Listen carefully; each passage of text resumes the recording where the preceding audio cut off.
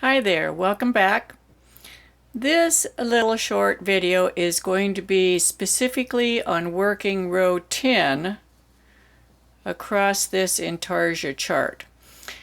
Now row 10, it looks pretty like it should be straightforward and simple. It looks like you should just use one yarn, go straight over to here, switch to the other yarn, go over to all the way to here.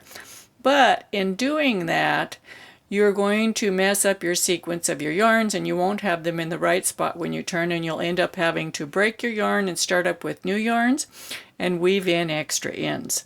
There is a way to do this that is systematic, that keeps your yarns in the correct order, and that's what I'm going to show. So we have our garter stitch border here, so we would knit 4, and then we have to take this yarn over the dark yarn, then the dark yarn over the light yarn, pick up this yarn, work to here. Take this yarn, and we're going to, let me get a pointer here. The white comes to here, and then you have to drop it over the blue, over the white, white over the blue, pick up the blue, and work over to here. And then the dark goes over the light comes up, the dark comes over the light, and you go over this way. So we're going to show it, okay? So there's a 3-color change here, a 3-strand change here, a 4-strand change here, and a 3-strand change here. But in the end, all your strands will remain in their proper position so that when you go to work row 11, they'll be exactly where they ought to be. So we're going to start out by knitting the 4 garter stitches.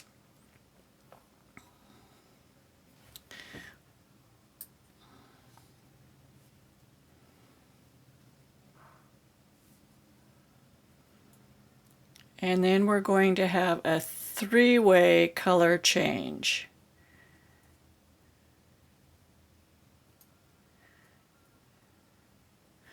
So we're going to drop the light over the dark.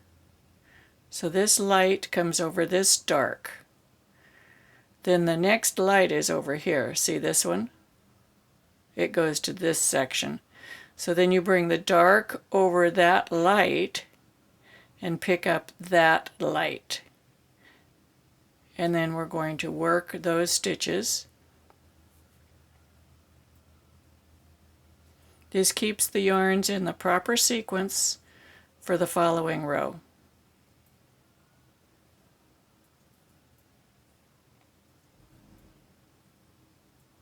It does not create a tangle. It actually looks really tidy. If you did not do that, when I get to this color change, I'll stop and show you.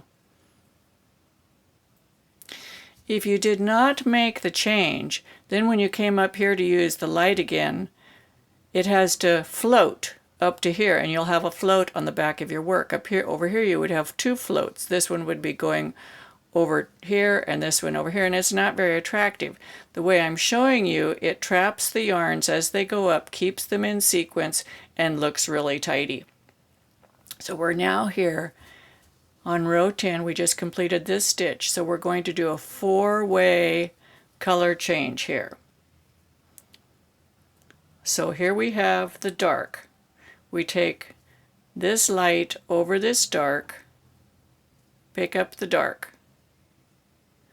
Then it goes over this light, pick up the light. It goes, I'm going to back up here and I'm going to magnify this. Okay, let's take these out. So we're doing this 4-way color change right here. And by 4-way, I mean this one's going to go over this one, this one's going to go over this one, this one's going to go over this one, then you're going to pick up this one and work across. That brings these 2 yarns up, ready to be worked up here. So we start with the light, and it's going to go over the dark. So here's our light that we just worked, and we can test that because it's on the needle. Here's the light, the dark directly under it, so it's going to go over that dark. You bring the dark up. Then here's the next light. That dark's going to go over that light. And you bring the light up.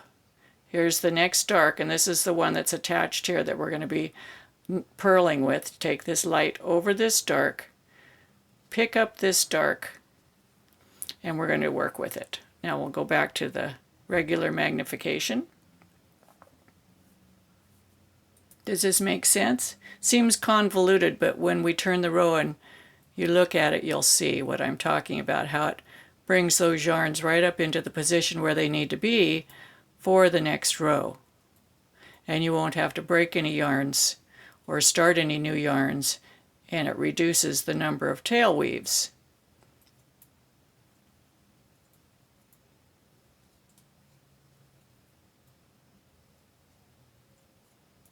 Okay, now we're going to have a three-way color change here. We're going to have this dark, and I spit spliced it there so you can see. The dark is going over this light right here. The light's going over the next dark, which is right here. You're going to pick up that dark, and we're going to work the garter stitch border with it.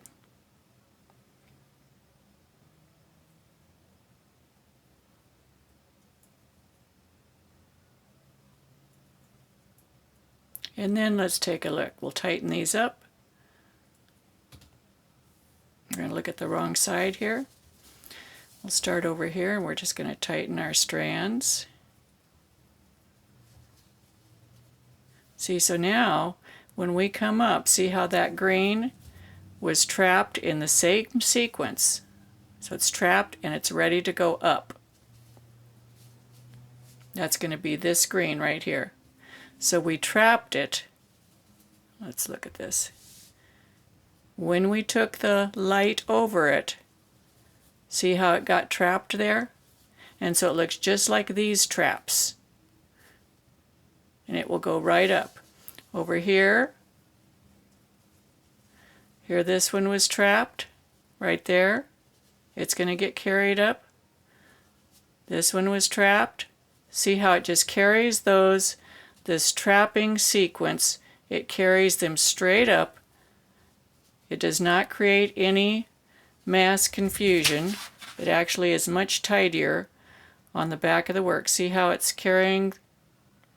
And then this one. Isn't that pretty? Let's go over here and look at this one.